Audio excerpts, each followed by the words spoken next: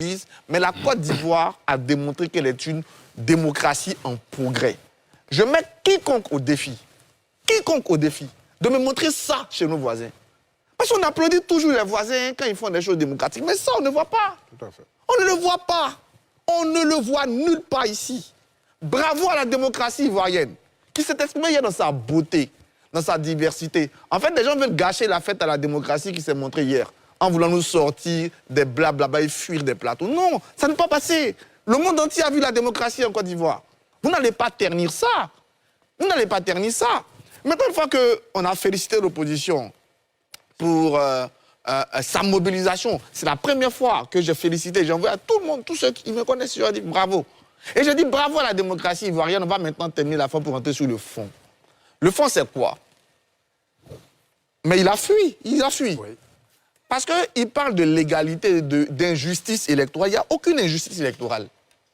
Aucune. Le PPACI, qui a fui le plateau, a été condamné par la justice ivoirienne. Ok, la justice ivoirienne, elle est corrompue, n'est-ce pas? D'après eux. Elle est aux ordres. Ils sont allés saisir la justice africaine, qui a dit, en attendant qu'on se prononce sur le fond, réintégrer. J'étais de ceux qui ont dit, écoutons-les. L'État n'a pas écouté. Mais ils n'ont plus d'arguments juridiques, c'est pour ça qu'ils fuient les plateaux. Ouais. Parce que la Cour africaine des droits de l'homme et des peuples, ils ne la citent plus, hein? Ça fait 2 mois, la Cour africaine des droits de l'homme et des peuples a disparu de leur narratif. Mais pourquoi? Pourquoi, Ali? Parce que la Cour africaine des droits de l'homme et des peuples, elle est très claire. Aucun droit de Laurent Gbagbo n'a été bafoué. Tout est fait dans le respect de ses droits. Donc, ils n'ont aucun argument légal. Il fallait qu'ils expliquent qu'on parle de ça. Il ne faut pas qu'ils fuient.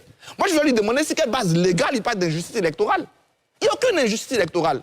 Puisque la justice africaine a reconnu qu'aucun des droits de Laurent Gbagbo n'a été violé. Donc après, chacun peut avoir son sentiment, ce qu'il veut, mais la justice, elle est claire. On peut accuser la justice ivoirienne d'être corrompue, il n'y a pas de souci.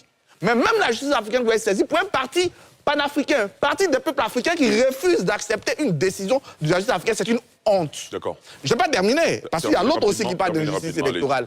Bon, nous, on ne va pas revenir là-dessus, on a déjà fait l'essentiel du combat. On va partir sur l'ONU. Ils sont allés saisir l'ONU. Ouais. Mais l'ONU était très clair, ils ont encore débouté. L'ONU a rejeté tous leurs recours. Tout le communiqué est là. Donc, ils n'ont aucun argument juridique, ils fuient. Moi, je voulais qu'ils viennent parler du fond. Ils ont bien mobilisé. On a démontré que nous sommes un pays qui a une démocratie qui progresse, qui est un exemple, parce que je ne vois pas dans combien de pays en Afrique on peut avoir une opposition manifester comme ça, danser, chanter comme on les voit, tout joyeux, et venir faire le triste ici. Regardez, voilà, le voici, il rit. Merci d'avoir fait le triste. C'est du mensonge. Merci, professeur Banga.